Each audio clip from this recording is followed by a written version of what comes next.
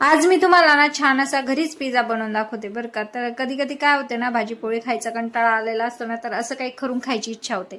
तर त्यासाठी मी इथे कांदा, शिमला मिरची आणि पत्तागोबी एवढं घेतलेले। ते स्वच्छ पाण्याने धुवून बारीक असं कट करून घ्यायचं।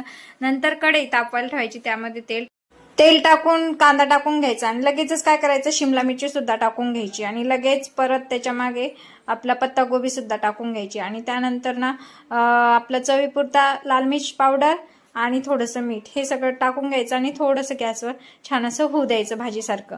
नंतर काय करायचं, डोश्याचा तवा मी इथं घेतला आणि पिझ्झाच्या लाद्या सुद्धा काढून घेतल्या। त्याला असं तूप लावून घ्यायचंय सर्वीकडे पसरून। नंतर एक साईड भाजून घ्यायची, एक साईड भाजून झाली ना परत दुसऱ्या साईडला उलटून घ्यायचं आणि गॅस बंद करायचा। नंतर आपला टोमॅटो सॉस लावून घ्यायचा आणि पिझ्झा टॉपिंग लावून घ्यायचं, सर्वीकडे पसरून घ्यायचं छान असं। नंतर मेयोनीज सुद्धा टाकून घ्यायची, ती सुद्धा अशी छान अशी पसरून घ्यायची। असं पसरून झालं ना लगेचच भाजी आपली तयार होती ना, ती भाजी अशी छान अशी ती सुद्धा टाकून छान जो अशी गॅस बंद घ्यायची। केला होता ना तो परत असा पेटवून घ्यायचा आणि छान असं आवडीप्रमाणे चीज किसून घ्यायचं।